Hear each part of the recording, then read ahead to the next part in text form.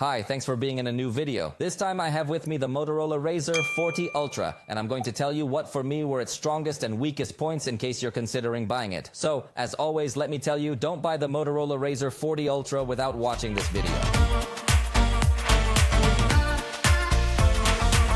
Let's consider the launch price of 29,999 pesos. Although you know that prices may vary depending on the regions, but you also saw the reference price in dollars.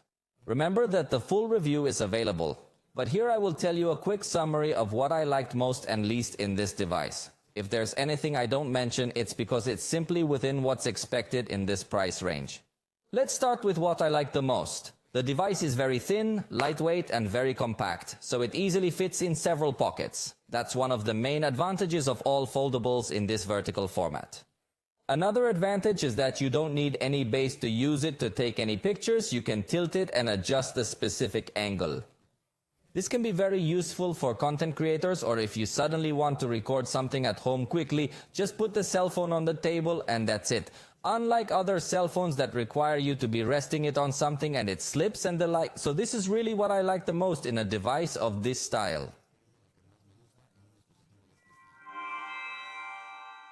This device does have a software equalizer that you can use without having headphones plugged in. This is worth noting because most devices don't have a built-in equalizer, and if they do, many of them require you to have headphones plugged in to try to customize your listening experience. This one does have it enabled at all times. Another very convenient point is that you can take selfies with the rear cameras, both the main and the ultra-wide, so the experience is very good. Again, this is very useful because I'm sure you've seen many content creators use their cell phone upside down to record their content because it comes out with higher quality. However, they have to more or less guess the framing, but since this device has an external display, you can perfectly visualize what you are recording, and therefore the result is going to be very good. Its slow motion is full HD at 960 frames per second. It really offers a spectacular slow motion, far superior to that offered, for example, by the iPhone that stays at 240 frames per second. The large external screen is very useful because it allows you to open any application. You can even play games on this external screen, so it has a lot of space, and it is one of its strongest points compared also with flip-type folding screens of other brands that are a little smaller. It also includes the Ready for function, with which you can connect to an external monitor and open applications in windowed format. This could somewhat boost your productivity, although remember that despite having a very similar format to the computer, the applications are still exactly the same applications that you run inside the cell phone, but it does give you a lot more space and more versatility. But now let me tell you what I didn't like. It has no water resistance. This will be its weakest point, especially if you compare it against Samsung's Galaxy Z Flip 4 or Sycno, which do have this feature. But if you are careful, you could manage to prevent this device from falling into the water and therefore not get damaged. However, in such an expensive device, it always comes in handy to have the security of this certification for any accident. The hinge has a bit of a weird sound, a kind of creaking sound that really gives me the feeling that the quality of the hinge is not that high, although in the tests I have done it really works well. But we have seen some durability tests of this hinge that is below its competition. So, as another weak point, we could say that this device in some ways is weaker than other foldables. It is also 5,000 pesos more expensive than its competition, putting it to compete in price against the iPhone Pro Max or the Galaxy S23 Ultra. I think if you get to that price point, you should absolutely offer everything you can. However, this device being a foldable still has other limitations.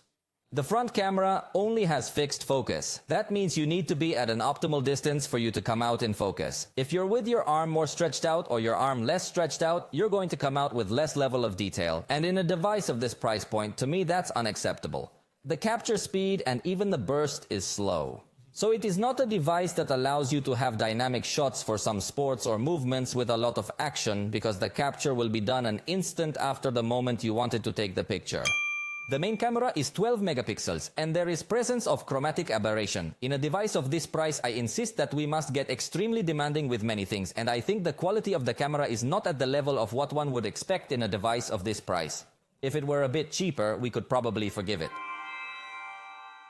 The maximum zoom is only 8x. Again, for this price, it is possibly the worst zoom in the category in the price range, although within the foldables it is very normal to find more or less a similar zoom. But again, for such an expensive piece of equipment, we can ask it for everything.